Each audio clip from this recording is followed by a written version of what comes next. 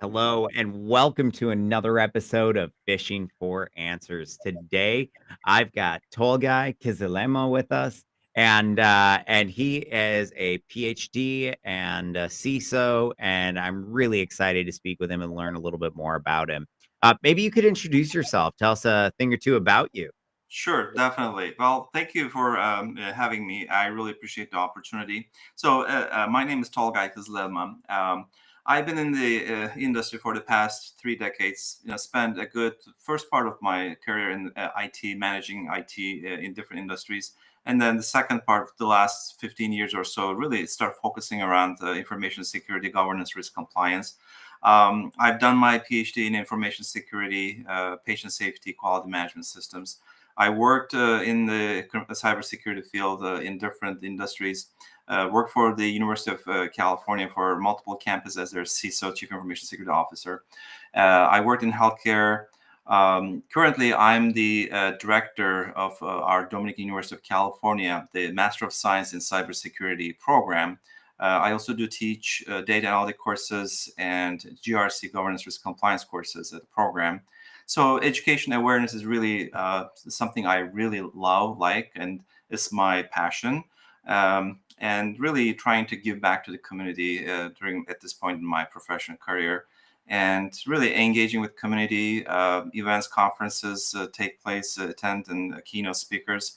But overall, it's really, I think, trying to raise awareness is really what I'm trying to do nowadays with my professional career moving forward, and education is a big part of it. Our program at the Dominican University is really focusing around that, around the business aspects of cybersecurity implications from a business consequence impact perspective, but also dealing with the social aspect as well. So, thank you. Uh, so I have so many questions after that intro.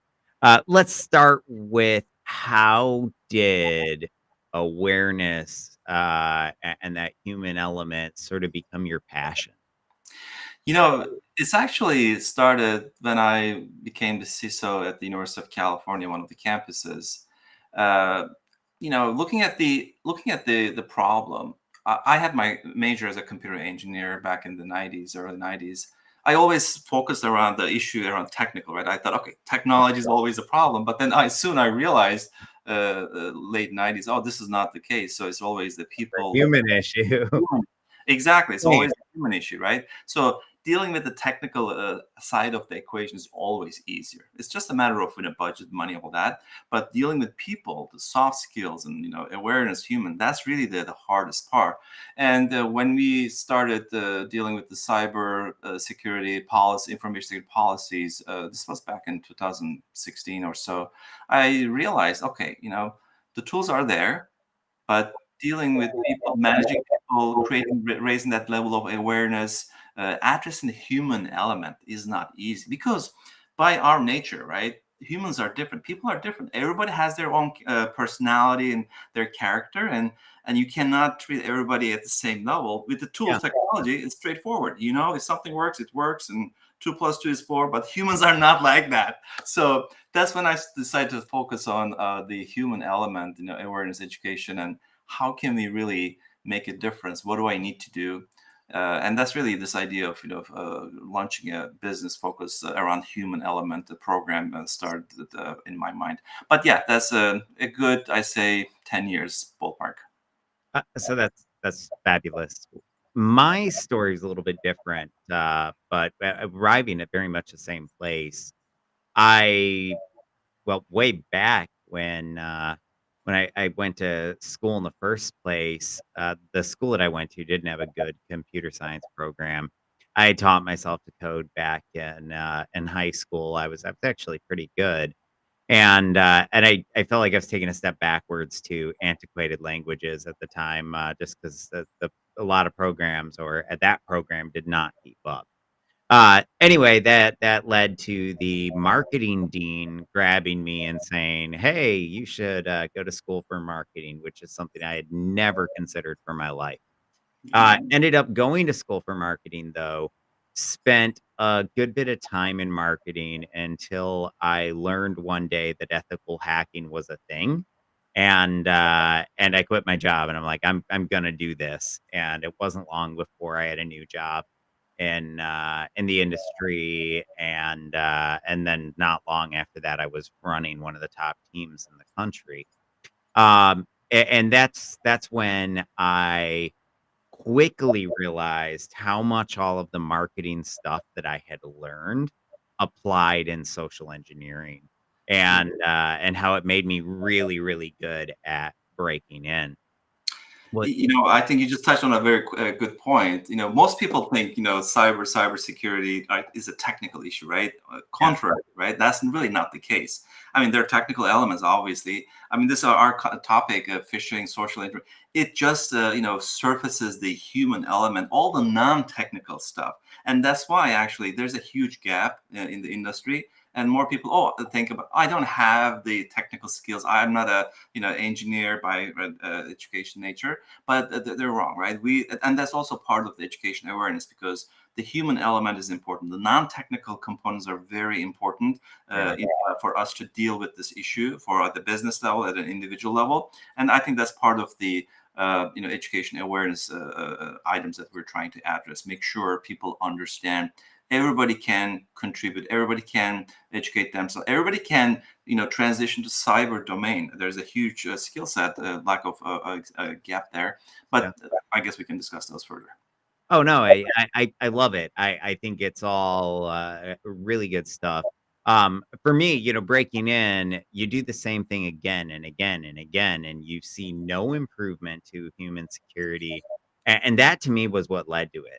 I hear everyone in the industry with their favorite phrase being, "You can't patch stupid," and I really just felt like we could do better, if you will. And so that's how I developed my passion. And so because I had done so much social engineering, I looked at it more from a how do we use social engineering for good perspective, and that really just led to, oh, there's this huge thing called behavioral science we should just look at.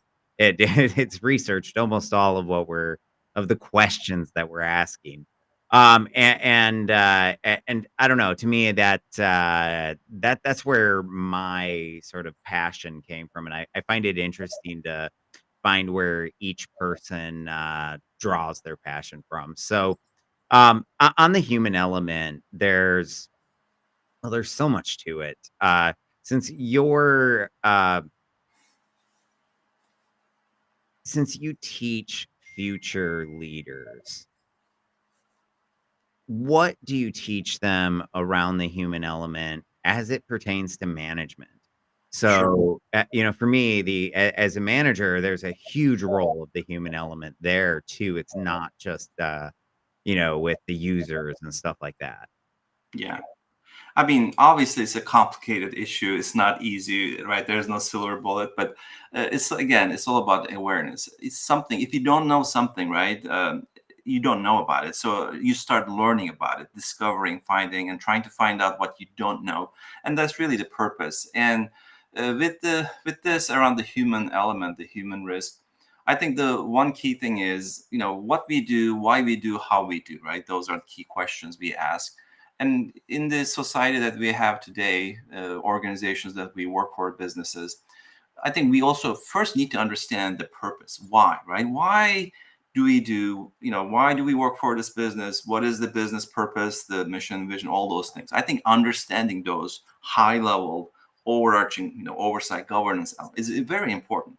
If you don't know those things, right? If you don't understand at the lower levels, and the leadership says, "Oh, we want to do this," and there's a gap right in between, we're not going to go anywhere. So I think that's very important. That alignment that I call that the pyramid, right, at the highest level, the leadership structure, the stakeholders, the board, the management, and cascading all the way down to the staff, to the front levels. So that's very important that each of these layers and levels and departments, that they align to the level up, and eventually it's just one a pyramid structure, so that anything you are doing, whether it's technical, non-technical, you're doing the right thing in the right way. The other, I think, element we want to make sure our students really understand around phishing, social engineering, and anything else around the human element is it's always a risk issue, right? At the highest level, you're trying to create value for the business, that purpose we mentioned, but because you're in business, there's that risk, right? I mean, we don't say, oh, it's not 100% risk free. There's always that risk element because you're in business. Yeah. So you have to deal with that risk element, the risk management. And every organization is different. You have to understand. And the reason every organization businesses they're different is because they have people, right, in the work, and that they create the culture, their cultural elements. The structure is different, the characteristics and the personalities are different, as I mentioned. So how you address the risk management when you're doing business, when you're creating value, is different. So that's important to understand. Everybody again at different levels. um, Cultural aspects are important. One organization, one department, one leader might be risk averse versus risk aggressive, so that's another important element.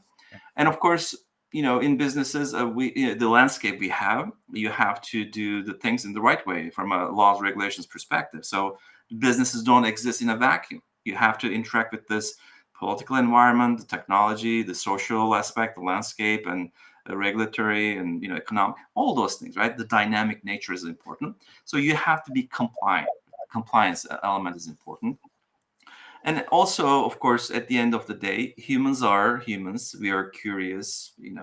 The uncertainty is there, and that kind of that vulnerability that we have. That's the weakness because we're human, right? We just say we're human, so that that allows us to make mistakes, and it just is a matter of when you kind of bring all these things together and try to answer the questions of why, what, how, right, in your own context, then and make sure you understand that there's a balance between how you create value and how you address the risk, how you address the security, privacy, all those things. It's really a balancing effort. And obviously leadership at the highest level is important, the support and engagement, and it needs to go down all the way, and that gap should not be there. And once you do this, then I think slowly you get there. But this is not a reactive approach. You also have to be proactive. It has to start early. Things change. There's a technology component. Education training is a big part of it. So ongoing learning is very important. We didn't have, Gen AI, ChatGPT like 2 or 3 years ago. But now where we are, it's a huge different, completely different environment. So adaptability is important, right? Ongoing learning. Technologies, what we have yesterday, we have A, we're going to have B tomorrow. But for humans, the weaknesses we have will continue, but our focus on learning should never stop so that we know about the technology, how to use them, how to get the most out of it, how to assess the risk associated. So that's really what we're How trying to do to for protect our our students. users, too. I mean, one of the I think AI is the greatest example of why, as cybersecurity professionals, we have to constantly be learning. Look at how quickly technology is evolving right now. It's just at a phenomenal rate. We've gone from, almost, that I guess we had generative AI a few years back, but it was terrible. And now we have generative AI that can go out and I mean, just this morning, I went to Google, I told it what I wanted to research. It presented a research plan, and then it went out and looked at 167 different websites and returned to me a 30-page document on what it found with links and references and everything. I mean, it's really impressive what it can do. It's pretty, almost intimidating when you look at some of the industries that it has potential to just completely disrupt. But I think the to me, it brings a lot of risk, and we have to understand that risk, and we can't just say, "Well, you're not gonna use generative AI," because 'cause they're gonna use generative AI regardless of what you say. So that's, one of those other social aspects is how do you convince and make users want to be more secure? Because, just to me, cracking the whip doesn't really work. Actually, that's a great question that I like to ask everybody and get their opinion on. So if you were to only have one carrot or stick, what would you choose and why? Yeah, that's a good question. um, I think the answer depends, right? That's always the right answer. I think it depends on the context, the I know industry. it's not black and white like this at all in the That's right. So there's that gray area always. So I think the balanced approach always works. But in certain industries, carrot might work better. In certain other industries, because of the laws regulations, there's so much at stake. Maybe stick in more. But I think regardless how you look at it, you have to use both. It's just the degree, right? How you balance both, that's important. And also back to the point around the carrot stick and the consequences, right? Make sure you have your policies and all those things, and coming back to the basics, right? The what, the why, and how. Make sure your users and your employees understand that it's all part of the culture. And again, going forward, technology will only get better, right? Will only be more pervasive and will be part of our lives. Younger generation, I don't know what the latest term gen, and I stuck with the millennials. Yeah, I don't know what it is either. Yeah, it's a XYZ. And my younger son, and he started doing Boomers, the I think. sliding when he was 3. So younger generations, they live technology. Generations like ours, right? We use technology. So there's a difference. They live it, we use it. So, and going forward, these advances in technology will become more and more, and be part of our lives. I think it's really we're going through the transitional phase. For again, it also depends on what generation that you belong. Definitely going through a transitional phase right now. I would agree there.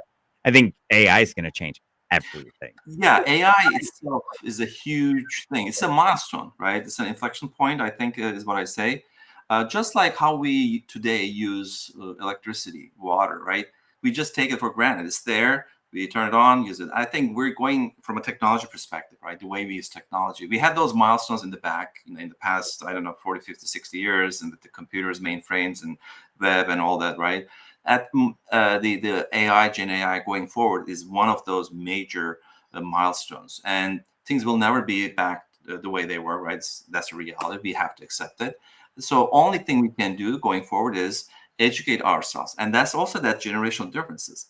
Certain generations have less knowledge and skill, and because of their generation status versus younger. So and that's the context. So we need to learn more. We need to find out more about the risk, how we use it, how we create value, and really bring ourselves, collective society, right, up to the level. And then it'll take time. That maturity issue, I think, is important. We're still in the early phases of that, maturity life cycle, but we're getting there. Step by step. Think about the 2 3 years ago when it came out, what we were doing, and think about all the things we were doing now, and there's a huge difference. And this gap Well, I between. rely on it every day. I mean, I don't have AI employees yet, but I mean, that's been the talk of all the news this week is I think it was the NVIDIA CEO who says AI employees are coming this year. And I would agree. I think that agents are almost to that point. But to me, the big core issue still with them right now is their lack of memory. And until they fix the memory problem, the fundamental memory problem for all of these large language models, I really don't see them being able to join the workforce. Yeah. I mean, I think we kind of can imagine, right, what is possible, what is feasible, because now, and these are the things that we were not able to think about and imagine, let's say 40, 50 years ago, right? But now we can think, oh, I, that's possible. I will say I met the CSAIL group at MIT. Their AI I guess see outreach group. So they try to bridge the gap between industry and academia. And I was talking to them and I'm like, well, when was your group founded? It was like back in the 60s Yeah, or maybe even the 50s, and it was just impressive. And I mean, and AI has been about to take over the world since the 70s, I think, when the first AI beat somebody at chess. But yeah. like you said, it's an inflection point now. Back in the day, it was just something we talked about. It wasn't something that people relied on. It wasn't something that you would freak out about if there's an outage. Well, now if there's an outage, there's tangible outcome and loss that comes from that. And so we are seeing a lot more people start to rely on it. It's interesting for sure. That's definitely right. I mean, I think we need to make sure that difference between AI versus Gen AI. AI has been out there for the past 60, 70 years. It's the Gen AI. So, and some people use it interchangeably, which is not the case. But you're right. I think it takes time for us to adjust ourselves to get used to it.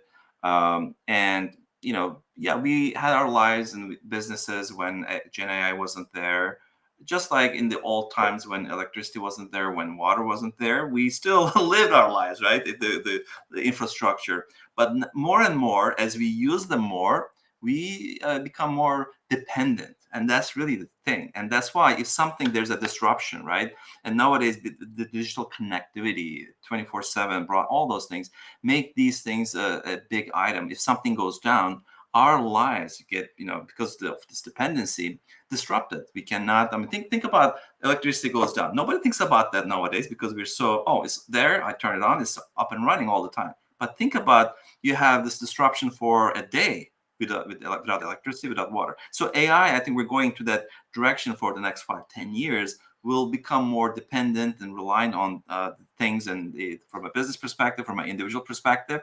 Of course, there are physical elements, right? It's not all about digital. Like how AI, Gen AI with robotics and things serve, make our lives easier, and whatever the things, tasks. So there's that juncture between digital and the physical element. Of course, there's still much to be done in that area, but I think what's I one thing. think that's going to skyrocket quickly. I mean, You're right. You're right. yeah, It's just did you see that new AI that allows you to train robotics in a virtual world so you can run millions of hours worth of, simulation to get them better at physics, and just basic things like that. I thought that was a very interesting and cool use case. But I mean, there's so much around that. I mean, um, and it's largely thanks to our new computing abilities. I mean, even when you look at the large language models, we've had neural networks forever. We just didn't have neural networks that could run this many computations per second. Yeah. The circumstances was they were not right. So when the certainties come together, right, the past whatever years, it just the ideal conditions happened, and now as a result, we kind of took that leap and moving Yeah. forward. Of course, we just have to again in those milestones when the train, the locomotive, and the engine, all those things, those major milestones throughout the history. And again, we're going through those one of those major milestones. It's just a matter of adjusting our lifestyles. It's just a matter of learning about it, and this transition will take place, is taking place, and we just need to really make sure we're moving in the right direction, understand the associated risks, learn about it, and see how we can really integrate it to our lives as a society, business and individual lives. Yeah, no, I imagine in the very near future, uh, computers won't have a keyboard and mouse anymore. It'll be all voice driven. And the keyboard and mouse will be more for, like, maintenance if you have to break it out. But, I mean, that's the direction that we see things going, is as all these, voice assistants get that much smarter. So it's fun to think about. But the other part of this is, what about the threat? What threats are you thinking about as it pertains to AI? Sure. It's really, it makes it easier, cheaper, right? And the attacks coming from different directions, and you just need All to, directions. yeah, all directions. You need to protect yourselves at the business level, your individual level, at the national level, right? Yep. So it's very important. And Technical elements are always there. Of course, there's a certain level of automation and using technology, but at the end of the day, there's always, currently at least, there's the man in the human in the loop element, right? So as long as we have that human in the loop, hopefully we'll always have that. That human nature, the risk around humans will always be there. It was there yesterday, it's there today, it'll be there tomorrow, because we really want to make sure humans are in the loop as much as possible. And as long as humans are in the loop in this whole AI, life cycle going forward in AI, attacks focusing around humans and human nature, around our weaknesses, our vulnerabilities, we'll still be discussing similar issues. Technology will change, but because of the human element, we'll still have the same issues going forward. I I agree with an asterisk. I guess I do agree that to some extent, you're never gonna fully mitigate that human risk, but there is a lot of that risk that you can mitigate. And, and I look at, like, we run phishing simulations for all kinds of different companies, and I look at the ones that are sitting at 0.5% fish click rate, and it has this ripple effect. And I don't think it's just about that. One of the things that I studied that I found really fascinating, and I've focused on quite a bit, is identical elements theory. And it's this behavioral science principle that talks about why you will, after you buy a new car, you might see that at every other light, shortly after you buy it. It says that once you learn about something really well, you'll see it everywhere. And then when you look at one of the core purposes or functions of the subconscious, it's to protect us. And so that's where reflexes and things like that kick in. And so I look at identical elements theory as our way to implant these human virus definitions. When we make somebody really aware of urgency and how it's used against them, of authority and how it's used against them, then all of a sudden the next time they see it or it happens to them, their subconscious says, "Whoa, red flag, red alert, there's something wrong here." So I do agree that you're never gonna get rid of all of it. But I will say, I think you can get rid of so much if you do training right. But also there's a ton of studies that show that if you do training wrong, you may as well just waste your time because you're not actually having any improvement. Yeah. Um, No, I definitely agree with you. I think the issues that we have today with the technology, especially with the AI, Gen AI, so much can be automated. So many of these problems can be dealt with because of we have so much data. And humans, it's not possible for us to deal with them. And this is really what the machines are good at, right? It's about the patterns. It's about the machine learning, those type of things. So the automation aspect is good, but we cannot automate everything from start to finish all the way the life cycle. So there has to be that human control in the loop somewhere, so that because of the consequences, depending on different industries, yeah, right? It's not 100% secure. It's not 100% right, because there's always that risk. And again, depending on the training data, and again, garbage in, garbage out, and different data, the poisoning. So there are risks associated with the use of AI, Gen AI, and the consequences, depending, again, if you're in healthcare, for example.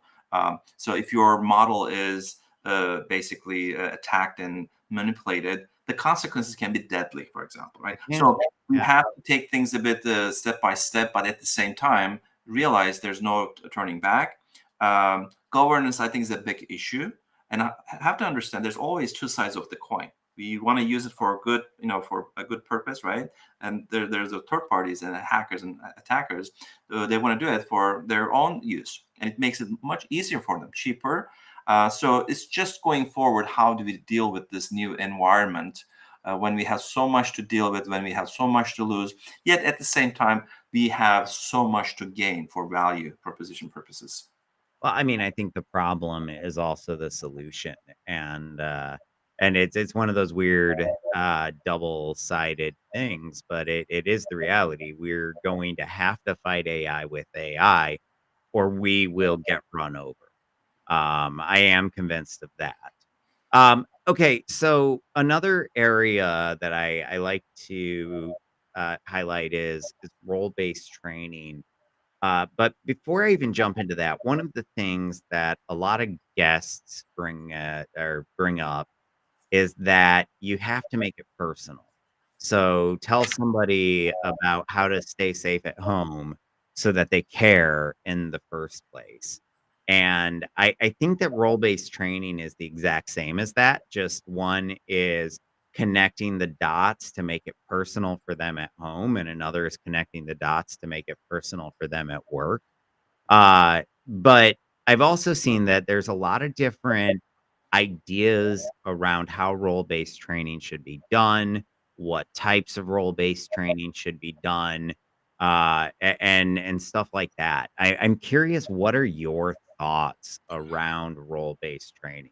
So I think you touched on a very good point, right? At home, because we want to make sure people have that, answer. Sharp eye. What is in it for me? Yeah, So if we what we do at work, if they get value out of that, whether it's a training, education, whatever, right? However we deploy it, if they can use that for their personal lives, then they will be more committed. And if they understand that question of what is in it for me, yeah, we want to do all these things and phishing campaigns and different programs and awareness, but it's all about change management too, right? If they want to make sure we want to make sure they are aware of this change we're going through. We want to make sure people, or we address that their desire, that what is in it for me question. And of course everybody's situation is different. As I mentioned, personalities, character, right? People are different, and we need to be able to tailor and adjust. And communication is like that too, right? When we're engaging with individuals and departments and businesses, we need to be able to customize, tailor. And at this point, if we have our whole workforce, that means we have, let's say, 1,000 a people, lot to do.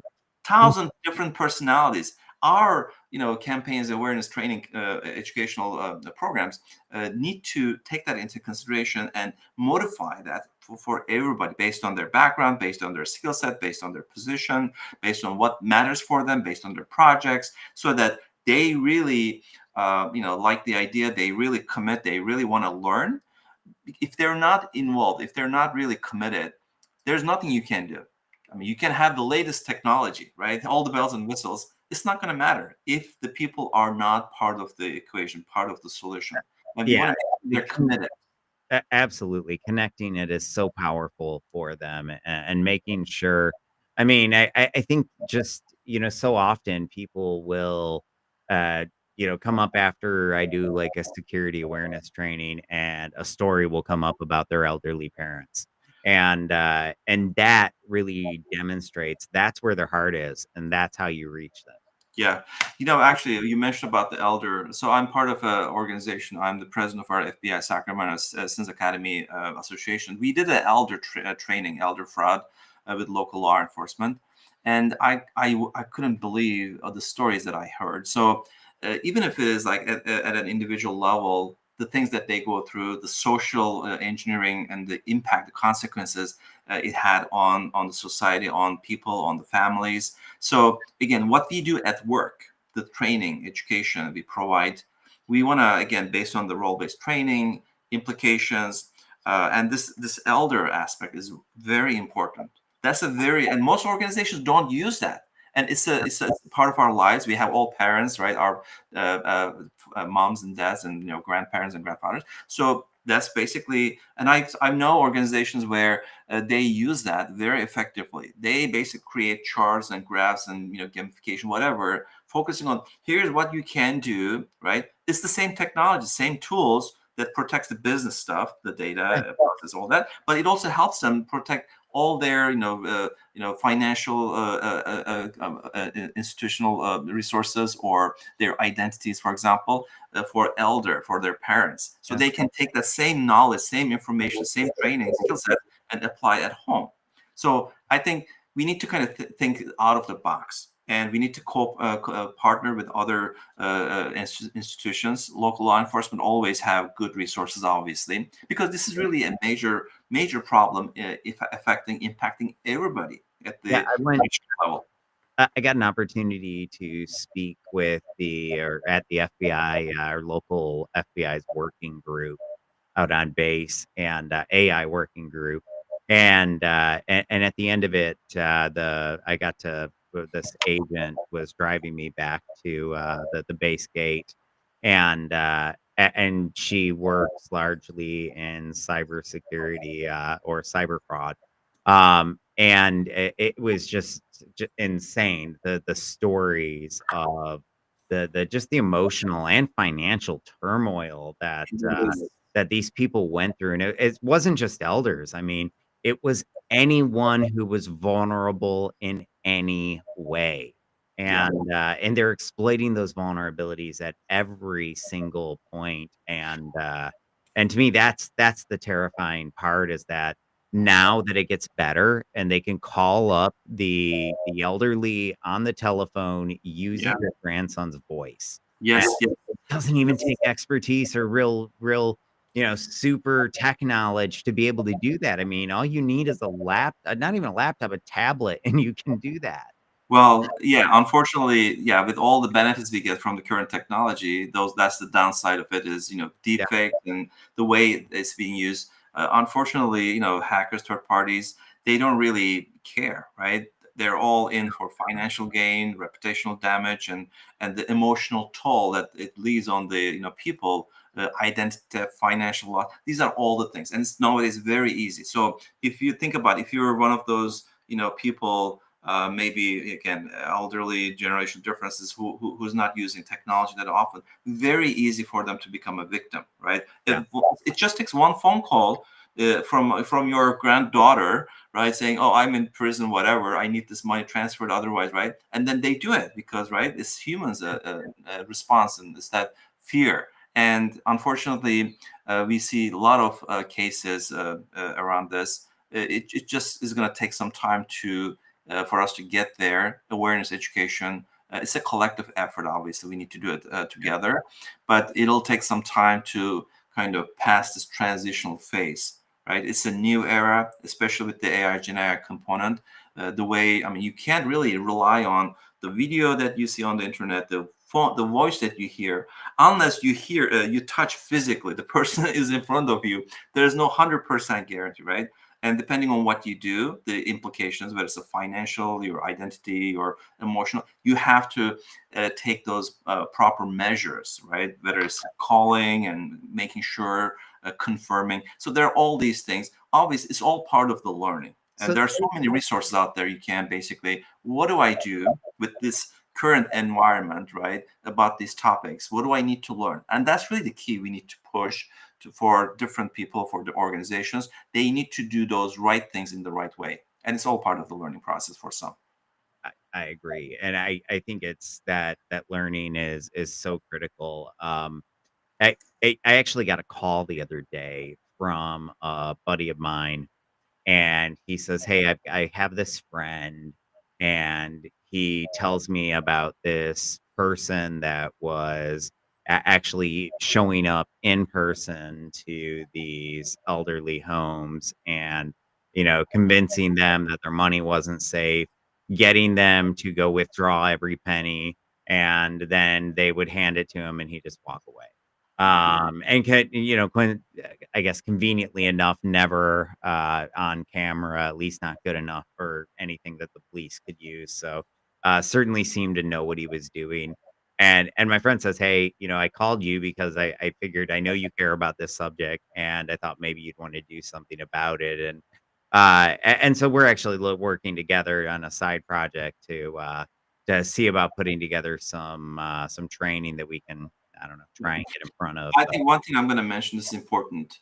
We cannot, if you don't do, those who have the knowledge, skill set, right, like ourselves, if we don't contribute, if you don't, provide that support, right, I'm not talking about financial gain, part of our communities, we have to we have give to back. go tell people, like, that We that have honestly should be the first part of any security awareness training is everything I tell you, you need to take home to your parents. Yeah, but also I think uh, cybersecurity professionals who have that background and experience know, right. We need to, I think, be also very active. Better that means being part of an association, part of a board, part of a volunteer entity, right? That to educate the society, to educate the community that we live in, we need to do Even that. just what we're doing right now on the Right. podcast. It's Exactly. getting out there into the community and talking about these things. Yeah. It's our collective, power. So, so many people all the time will talk about gamification, but I'm curious what your thoughts are about using gamification inside of security awareness. Well, I think that's also a personality thing, right? Think about the younger generation, the people who are in the workforce. There are different levels. I think that we have at least five different generations in the workforce today, at least. So some people, they like gamification because they're into. Some maybe not, but I think it's also the visual aspect. So that's how I look at it. I do teach data storytelling visualization. I think that has a big impact. So when you gamify something, you're really making the audience, the employee, the user, more involved and more committed, more Describe. aware, more paying more attention because of the even. I mean, at least the visual, aspect helps. Of course, in a part of the gamification.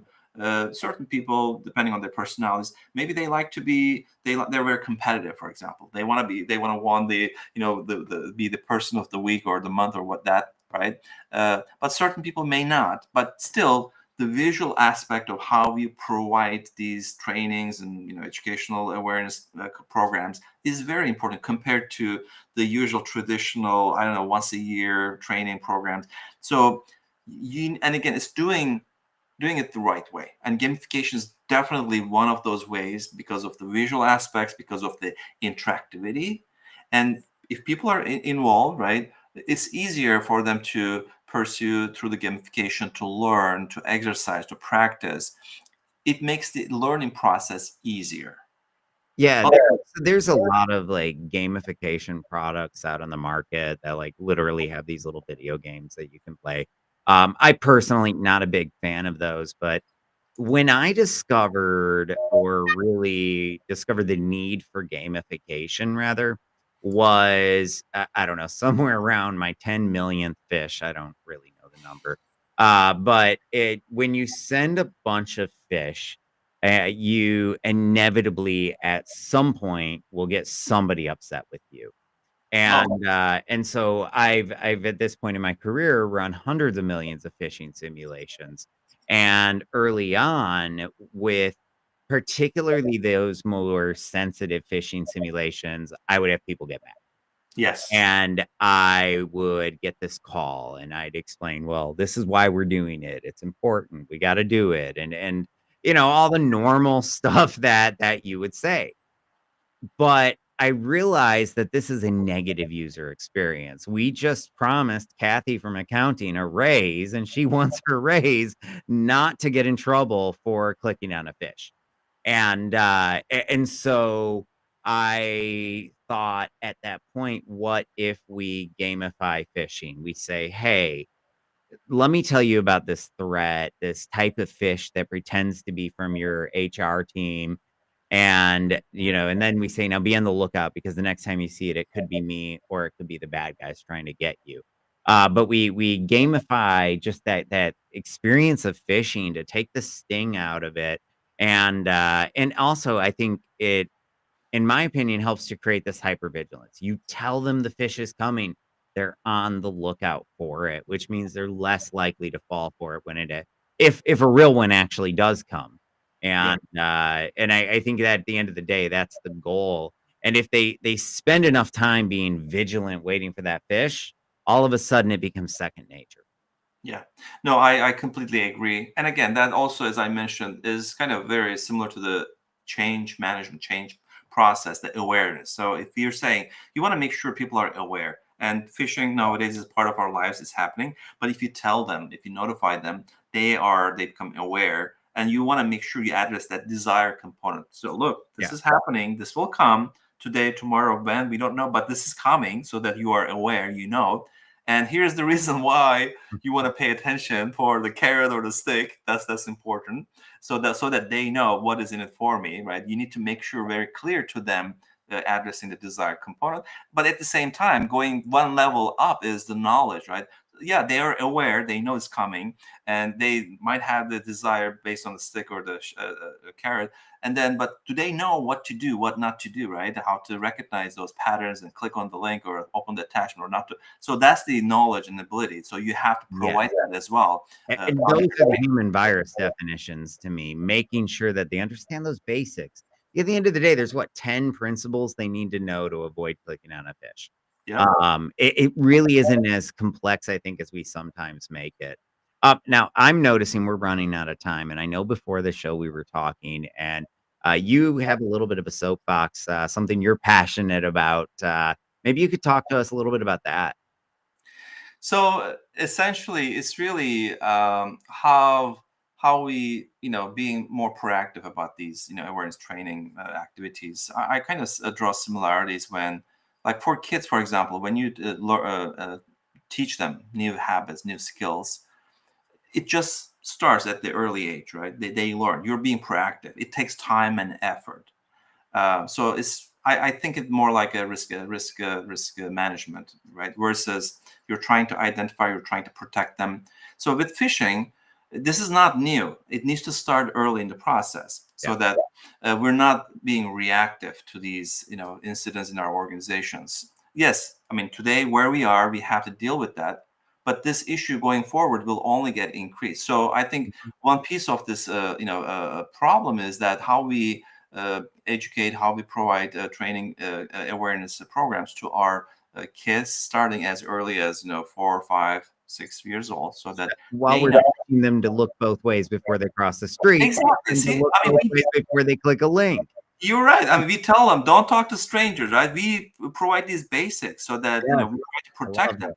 And in our current, landscape, business environment today, right, with the technology being part of integral, we depend rely.